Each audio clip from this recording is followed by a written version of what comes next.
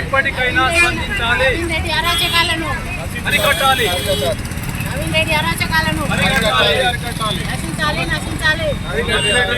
ఆదేశించాలి, సమగ్ర దర్యాప్తుకు ఆదేశించాలి.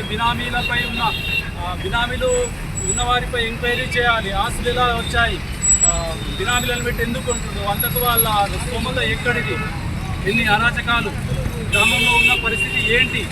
20 ఎకరాల ల్యాండ్ ఉంటుంది. అందులో 2014లో 13 ఎకరాలు కోర్టు ఆర్డర్ కాదు ఉంది. అయితే నవీన్ రెడ్డి అప్పుడు సర్పంచ్ వాళ్ళ అమ్ముండే. ఇప్పుడు ఏం చేసాడు, మాకు పాస్బుక్లు తెచ్చిస్తాను, మా దాని ఉన్న పంచనామా కాపీ తీసుకొని నేను చేసిస్తా మీకు భూమి, పాస్బుక్ ₹1,00,000 అడిగినాడు. మా దాని అంతా ఇచ్చేస్తా, స్తోమత లేదంటే 2 సార్లు గెలిచినాక నేను ఎప్పటికైనా కానీ మీకు చేసిస్తాను చెప్పి లాస్ట్కు 2020లో 4-0 కింద చేసి మా మీద కేసులు పెట్టి చుట్టూ 6 పోలీసులు పెట్టి మా తాన కబ్జా తీసుకుంటాం. అట్లాంటిది మా తాన మేము పంట పెట్టినట్టు ప్రూఫ్ కూడా ఉన్నాయి. పోలీసులు ఆయనకు ఎక్కువ సహకరించారు, మాకు ఎవరు సహకరించలేరు. పోలీసులు రాకుంటే ఎవరు కబ్జాలకు రాకుంటుంది. కాకపోతే ఏంటంటే ఆయనకు నవీన్ రెడ్డి ఒక్కడే మాకు భూమి చేపిస్తుంది, ఎవ్వరు అర్థం లేదు, ఏం లేదు. మాకు 14 ఎకరాల సారా కూడా ఆయననే, వేరే వాళ్ళు ఎవ్వరు కూడా లేరు దీంట్లో. నవీన్ రెడ్డి ఒక్కడే దీనికి భూమికి ఆయన చేసిన అరాచకాలు, ఆయన చేసిన లెక్కలకు వార్డు నెంబర్ ఉన్నప్పుడు మాట్లాడింది ఒకటి. 5 ఏళ్ళకు కొత్త వాళ్ళు కావాలి, ఆయనకు 5 ఏళ్ళ కొత్త వాళ్ళు కావాలి, పాత వాళ్ళని పక్కన పెట్టేస్తాడు. ఆయన తాను మేము ఎలాంటి ₹1 తీసుకోలేము. కాకుండా 4-0 కింద చేసిండు మా నాయనను.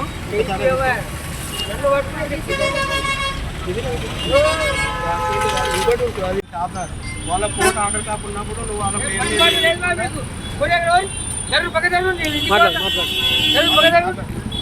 అప్పుడు ఏం చేసిండు, ఎంఆర్ఓ ఉండేప్పుడు ఆయన ఎవరు నాయకులు ఉండే, ఆయన సరే నాకు చేసిస్తాడని చెప్పిండు.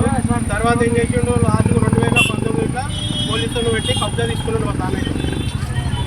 రౌడీ షీటరు లేదనుకుంటా 20 కేసులు పెట్టి భయపడతాడంటని చెప్పి రౌడీ షీటర్ ఓపెన్ చేసిండు. ఇప్పుడు కూడా నేను ప్రతిసారి నెల పోయి సంతకం పెట్టి రావాలాడు. నేను పోయింది భూమి కాడికే కానీ వేరే దానికి ఎలాంటిది పోలేదు. ఖాళీ భూమి మాది అని పోయినా కానీ వేరే వాళ్ళ భూమి దగ్గర పోలేదు. మాకు ఉండేదంతా ఎక్కడైనా భూమి ఉంటుంది, 6 మంది కలిసి ఎక్కడైనా ఉంటుంది.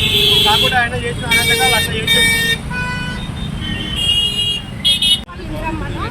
మేము నవీన్ రెడ్డి దగ్గరికి భూమి చేపిస్తాంట అని చెప్పి మా ఆయనను 10 సంవత్సరాలు ఎంబడి దింపించుకొని ఉన్న ల్యాండ్ మొత్తం గుంజుకొని కబ్జాలో పోతే మా మీద నన్ను మా అమ్మాయిలను ట్యాంక్ ఎక్కితే పోలీసులను పెట్టి మనల్ని మొత్తం భూములకి వెళ్ళి కబ్జాలకి వెళ్ళి ఎలగొట్టిరు. మా మీద రౌడీ షీటాలు పెట్టిరు. నన్ను మా అమ్మాయిలను వచ్చి అరెస్ట్ చేసిరు, ఇంటికి వచ్చి తీసుకొని పోలీస్ స్టేషన్లో పెట్టిరు, మధ్యనాథ్ జైలుకు పంపించిరు. నవీన్ రెడ్డి ఇవన్నీ చేసి మనల్ని మొత్తం ఆగం చేసి ఇలా రోడ్డు మీదకి చేసిండు. మొత్తం నవీన్ రెడ్డి కారణం. ఇలా మా అమ్మాయిలు పెళ్ళిళ్ళు కాకుండా ఉండి మా అమ్మాయిల మీద కూడా కేసులు పెట్టిండు, నా మీద కేసులు పెట్టి నెలకు కోర్టుకు తిరుగుతున్నాం సార్. మేము శంషాబాద్లో కూడా డిఎస్పీని కలిసినాము, కొత్తూరు కలిసినాము, మండల ఆఫీస్ పోయినాము, కలెక్టర్ ఆఫీస్ పోయినాము. ఎక్కడ పోయినా నవీన్ రెడ్డి మొత్తం అందరినీ కొనేసి మాకన్నా ముందే మనలను చెరనీలే. టీఆర్ఎస్ పంపించాము, హరీష్ రావు దగ్గరికి పోతే కూడా వాళ్ళు పట్టించుకోలేరు. మీరు ఇక్కడ వండి నా సాధనాలు నవీన్ రెడ్డి వాళ్ళు చూస్తారని చెప్పారు. ఇక్కడికి వస్తే మననేమో పోలీసులు పెట్టి పొలంలోకి వెళ్ళగొట్టి కోలుకొని వచ్చినాక కూడా విత్తనాలు పెడితే మొత్తం దున్ని మొత్తం డేటాన్ని దింపి మన కబ్జాలో పోకుండా మొత్తం ఊరి నిండా పోలీసులను పెట్టిండు నవీన్ రెడ్డి. మొత్తం మేము ట్యాంక్ ఎక్కితే కూడా మా మీద కేసులు పెట్టిండు. మొత్తం ఇక పోలీసులను పెట్టి మా భూమి కాడికి పోకుండా చేసి అలా రోడ్డు మీదకి ఇచ్చిండు. మనల్ని మొత్తము మొత్తం కబ్జా పెట్టి మొత్తం ఇవాళ ఆయన చైర్మన్ అయ్యి అది అయ్యి ఎమ్మెల్సీ గెలిచి మొత్తం ఇక కేటీఆర్ పక్క నుండి నేను ఏం చేయలేను అన్నట్టు తప్పులు కేటీఆర్ పక్కన ఎక్కి కూర్చున్నాడు. ఇవన్నీ చేసిన అచకారాలన్నీ చేసి పేదోళ్ళ అన్నీ మింగి పేదోళ్ళ భూములను కబ్జాలు పెట్టి మొత్తము ఇవాళ కేసీఆర్ దగ్గర పోయి కేటీఆర్ దగ్గర మేము ఏ పని చేయలేను, నేను ఏ తప్పు చేయలేను అన్నట్టు టీఆర్ఎస్ ప్రభుత్వం ఏం చేసింది ఇన్నేళ్ళ సంది ఉండి మొత్తం మనుషులను ఆడవాళ్ళని కూడా చూడకుండా మొత్తం జైలుకు పంపించారు. నేను టీఆర్ఎస్ పక్కన చేరి ఇలా కేటీఆర్తో నుండి నేను మొత్తం నేనే అన్ని పనులు చేసిన అన్నట్టు గొప్పలు చెప్పుకొని నవీన్ రెడ్డి మొత్తం చేస్తుండు. మాజీ ఎమ్మెల్యే గారికి ఈయనకు అక్రమ సంబంధంతో మేము ఇంకా బాధితులుగానే మిగిలిపోయినాం, బాధితులుగానే ఉన్నాం. మేము ఇంకా మాకు న్యాయం చేయాలంట అని చెప్పి తిరగని గుడి లేదు, మొక్కని దేవుడు లేదు అన్నట్టు వాళ్ళు దేవుళ్ళలాగా చూసినాం. మేము గడప తిరిగి వాళ్ళని దేవుళ్ళలాగా చూసి వాళ్ళు కనీసం మాకు న్యాయం చేయకపోగా వాళ్ళకి సపోర్ట్ చేసి మా మీద ఇంకా అక్రమ కేసులు బనాయించడం, బాధితుల మీద రౌడీ షీట్లు వేయడం, ఇట్లాంటి వ్యవహారాలన్నీ ముఖ్యమంత్రి గారి దృష్టికి రేపు తీసుకుపోవాలని అనుకుంటున్నాము. మాకు ఎమ్మెల్యే గారు దయచేసి మాకు ఒక అవకాశం కల్పించాలి, రేపు ముఖ్యమంత్రి గారికి విన్నవించుకోవాలి అని చెప్పి మేము తెలియజేసుకుంటాం. మాకు న్యాయం చేయాలి. మాకు న్యాయం చేయడానికి కనీసం ఇప్పుడన్నా ప్రజాస్వామ్యాన్ని కాపాడడానికి ప్రజలందరూ మాకు సహకరించాలని చెప్పి కోరుకుంటున్నాం. కనీసం ఒక 10-15 సంవత్సరాలుగా జరుగుతున్నాయి ఇట్లాంటి అరాచకాలు. అడిగే నాదులు లేకుండా ఉండు. గతంలో ఉన్న పెద్ద మనిషి ఎటువంటి తప్పులు చేయలేదు, అదే పరంపర కొనసాగుతుంట అని చెప్పి మేము ఆ వ్యక్తికి మద్దతు ఇవ్వడం జరిగింది. ఆ వ్యక్తి తన రాజకీయ భవిష్యత్తు కోసం అతను చేస్తున్న ప్రతి అరాచకం ఎట్లుంటుందంటే వ్యవస్థలలో ఉన్న లొసుగులను ఉపయోగించుకొని రాజ్యాంగాన్ని వాడుకొని న్యాయ వ్యవస్థను కూడా కలుషితం చేసేటటువంటి పరిస్థితులు చేస్తున్నాడు. ఎక్కడ పోయినా బాధితులకు ఎక్కడ పోయినా న్యాయం జరగదు. ఆయన చేసే తప్పులను ఆయన కనీసం ఇప్పుడు ఒక రాజ్యాంగబద్ధమైన పదవి ఉన్నాడు కాబట్టి ఆయన మీద ఉన్న కేసుల విషయం కూడా ఆయన మన అఫిడవిట్లు ఇచ్చుకున్నాడు, ఎమ్మెల్సీ అఫిడవిట్లో. ఆ విషయాన్ని మళ్ళీ పునర్విచారణ చేయడానికి ఏమన్నా కోరే దమ్ము ధైర్యం ఆయనకున్నదేమో ఒకసారి ఆయన ఆలోచన చేసుకోవాలి. పదే ఇతరుల మీద ఏదో బట్టగాల్చి మిగిలేయడము, లేకపోతే నిందలేస్తే అది నేను గొప్పని అయిపోతాను అని చెప్పి రాజకీయ నిరుద్యోగిగా ఉన్న వ్యక్తి రాజకీయ ఉద్యోగం వచ్చింది, నీకు వచ్చిన తర్వాత నువ్వేం చేయాలి? ప్రజలకు ఉపయోగపడే పనులు చేయాలి. ప్రజలకు ఉపయోగపడే పనులు ఏం చేస్తున్నావు? మామిడిపల్లిలో జరుగుతున్న అరాచకాల మీద నువ్వు ఎప్పుడైనా స్పందించినావా? పదే శాసనమండలిలో మాట్లాడుతున్నావు. నువ్వు ఫోర్జరీ సంతకాల మీద ఏమైనా పేటెంట్ తీసుకున్నావా? నువ్వు దాని మీద ఎందుకు మాట్లాడవు? నువ్వు అసెంబ్లీలో శాసనమండలిలో ఎందుకు మాట్లాడవు? నువ్వు చేసే తప్పుల మీద ఎందుకు మాట్లాడవు? నిన్ను ఎవరు ప్రశ్నించరు అనుకుంటున్నావా? ప్రశ్నించనీకి ప్రతి వ్యక్తి ఉన్నాడు ఇక్కడ. నువ్వు చేసే తప్పుల మీద విచారణ జరపడానికి నీకు ధైర్యం ఉంటే ఇప్పుడు ప్రభుత్వానికి నువ్వు ఒక మెమోరాండం ఇచ్చుకో. నేను అక్కడ ఎటువంటి తప్పులు చేయలేను, నా మీద జరిగిన ప్రతి కేసు అబద్ధమాట అని చెప్పి నిరూపించుకోనికే నీకు ఇప్పుడు ఇంకొక అవకాశం ఉంది. మేము ఒకటే చెప్తున్నాము, నువ్వు అధికారులను అందరినీ వాడుకొని డబ్బులు ఇచ్చి నీ కేసులు తప్పు అంట అని చెప్పి కొట్టేపించుకున్నావు అంట అని చెప్పి మేము చెప్తున్నాము. అవి అబద్ధం అంట అని చెప్పి నువ్వు నిరూపించుకోనికే నీ దగ్గర దమ్ము ఉంటే నువ్వు అవి మళ్ళీ పునర్విచారణ కోరిన తర్వాత ఏం జరుగుతుంది అనేది అందరికీ తెలుస్తుంది. గత ప్రభుత్వంలో మాకు న్యాయం జరుగుతుంట అని చెప్పి మేము కాంగ్రెస్ పార్టీ నుంచి బీఆర్ఎస్లోకి పోయినాము.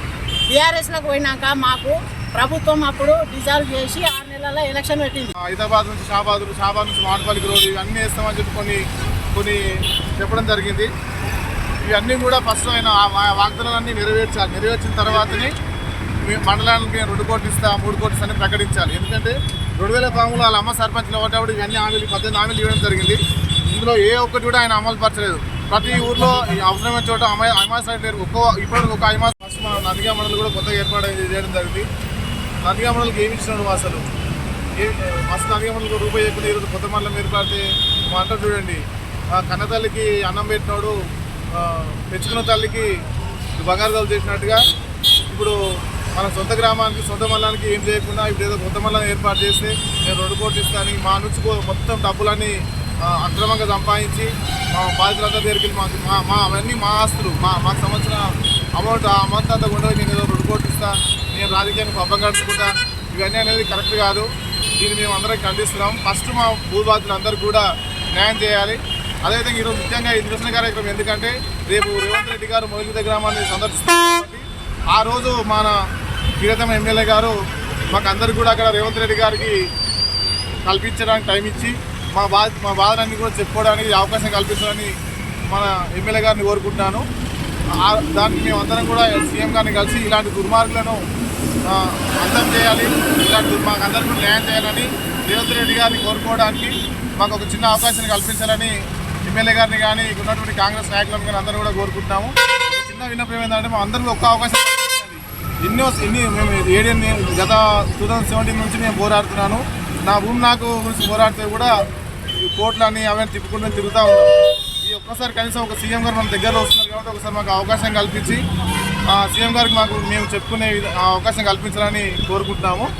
అదేవిధంగా ఈయన మొత్తము మన మసీద్ మన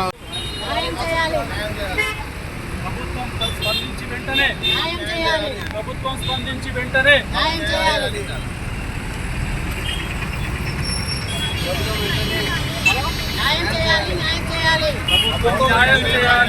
ఇప్పటికైనా స్పందించాలి. అరికట్టాలి. నవీన్ రెడ్డి అరాచకాలను అరికట్టాలి. నశించాలి నశించాలి. దర్యాప్తుకు ఆదేశించాలి.